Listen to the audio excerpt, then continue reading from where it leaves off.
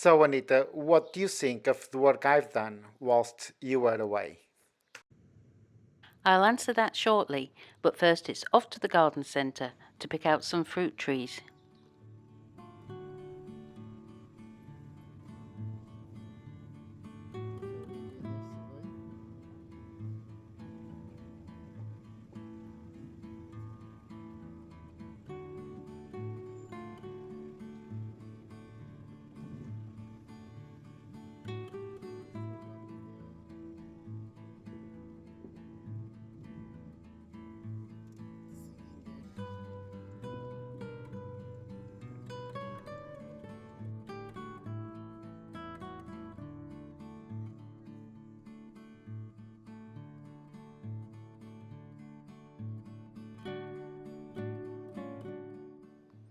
They had a fantastic choice. I went for this self-fertilising kiwi. It has a yellow or orange pulp.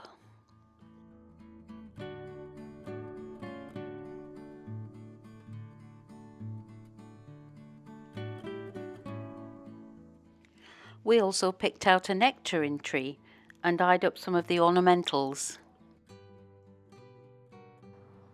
Then it was time to get started with the planting.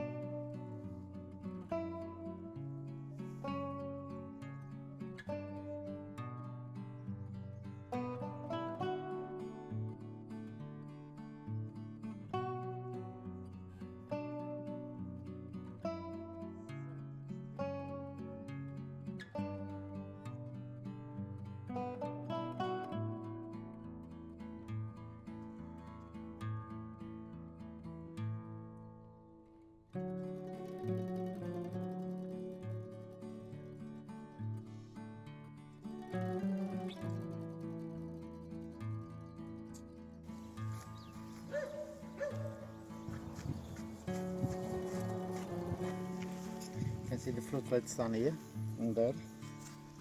There's a big, thicker one there.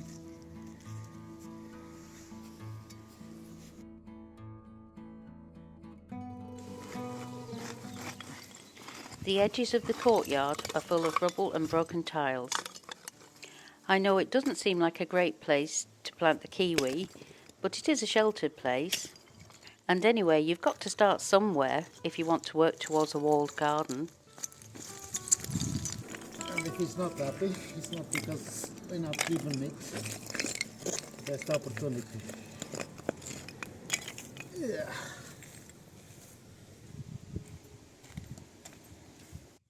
Of course, we're giving it a helping hand with 2 large bags of compost.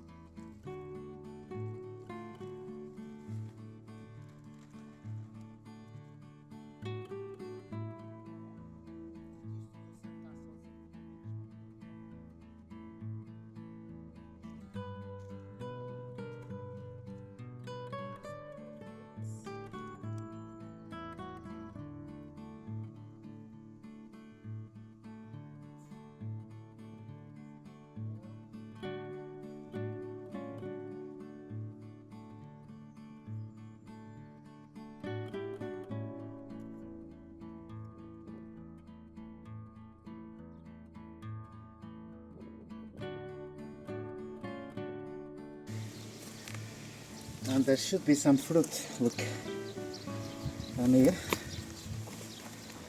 developing. Some flowers. I think it's already fruitlets. Some more down here.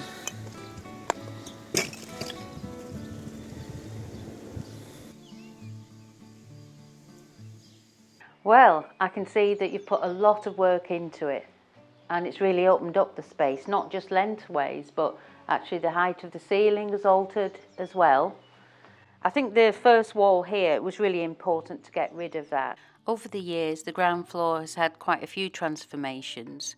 We know that at one stage it was fairly open plan. it had been a boys' school. We don't know when the additional walls were put in to make new divisions, but it was turned into living accommodation with bedrooms, lounge and kitchen. So knocking down the wall would make it light and more open plan, because now it fully opens up this view, and I really love that bit. And we planned to knock down this first wall here, which you did, and that's great. I was aware of, I knew that was going to happen.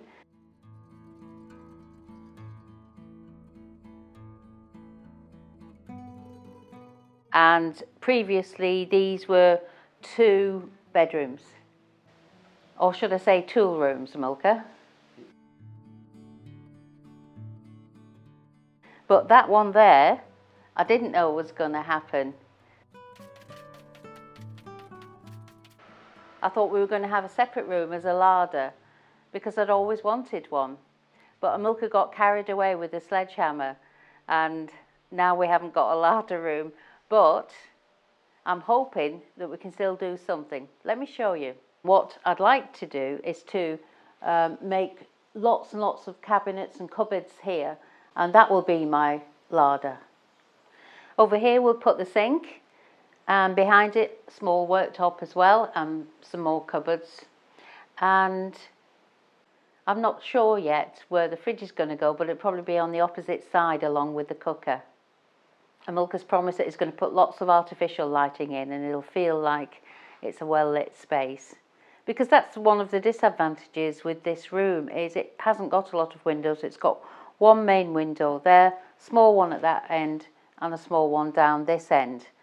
We have actually thought about the option of opening up underneath this window, and I think it has been like that once. It seems to be much thinner here. It's definitely got enough space here to knock down through this breeze block and create a doorway. It's not an exciting space the other side though, because the view is straight onto the stone wall that forms part of the staircase that we use to go up to the back kitchen. The reason I would consider a doorway here is because I could make it all with glass, and that would give even more light into the room. Yes, it will be northern lights, which will be a more constant light. It's got a big stone wall in front of it. There's not going to be any northern lights. They still come from the north. I love the fact that all these granite stones have been revealed. Milka's knocked off all the plaster, not just in this area, but in the other area down there, and they really do look great. Look how large the stones are. Of course, the stones are one of the best features of this house, and I really, really do love them. But I am starting to think that maybe these stones being revealed, because the wall is so uneven, it may not be the best choice if I'm wanting to put worktops, sinks and all the rest of it in place, because it's much easier to work with a flat surface. So I'm seriously considering reinstalling a flat surface, maybe with plasterboards or something more durable, or maybe just keeping a few free. I'm not sure yet. We have to talk about it. Yeah, I think so. But there'll still be lots of large and beautiful stones revealed down this end of the room and at the entrance. There's so much space now, and I love all the character with the stone walls. I can really start to picture what this kitchen's going to look like. I imagine that the sink is going to be over that side. I imagine a great big kitchen table down here, fridge over this side and cooker over this side, all my cabinets down at the back that will form my larder. And the greatest thing is I'll still have space in the area up in front to have some comfortable seats, settees, something like that, so we've still got the great views outside. That's my vision at the moment anyway. But before we can crack on making this a fantastic kitchen diner, there's quite a bit of basic work to do beforehand. When I say basic, I mean quite big work. It's going to involve plumbing, it's going to involve electrics, it's going to involve some work on the roof. We're not sure if we need to have some new beams replaced. We're going to have a ceiling done. and we're going to have to do some knocking through of walls to make all of this happen. So watch this space.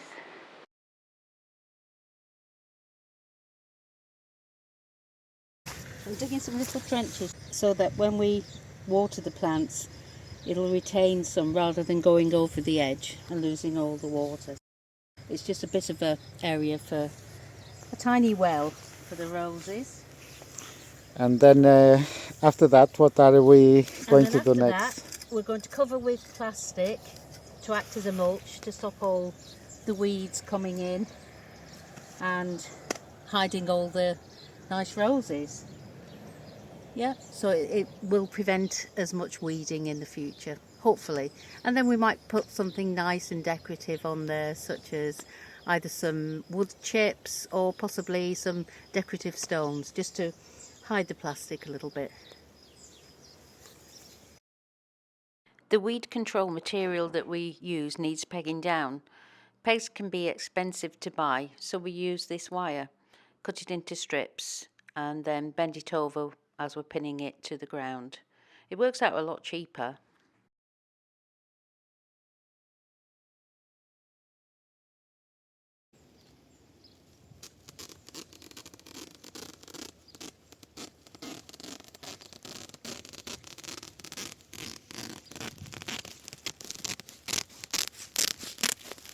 No, watch my fingers. Let's go. Right.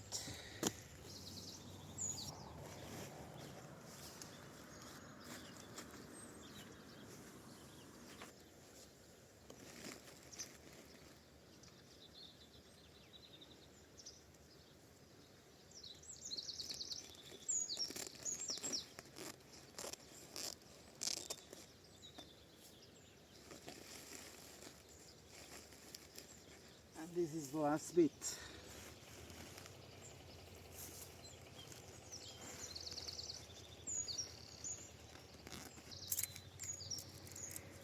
Start on this side.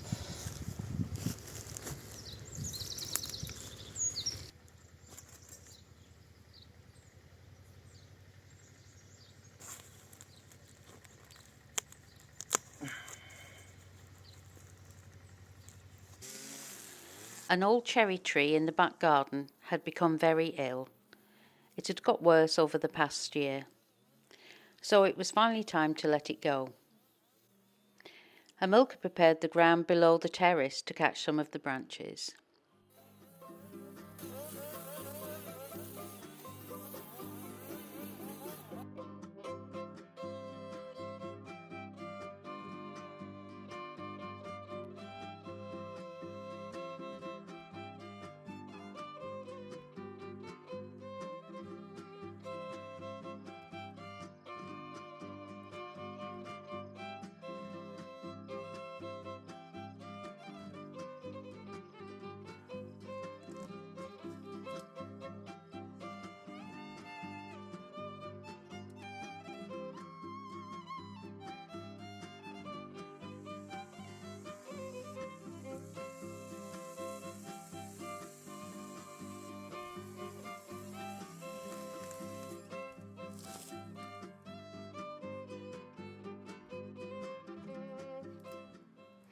Well, you know how he loves a good prune, but this time I think he's left some of the tree for the birds, especially the owl. If we leave it to season, we should have a bit of firewood for next winter.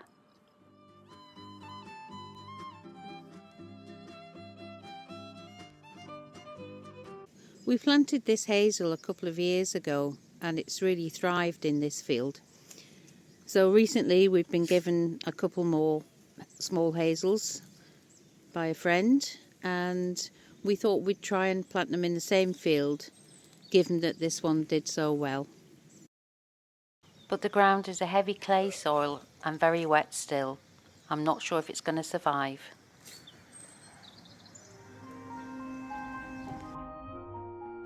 And if they don't, we can always go back to the garden centre.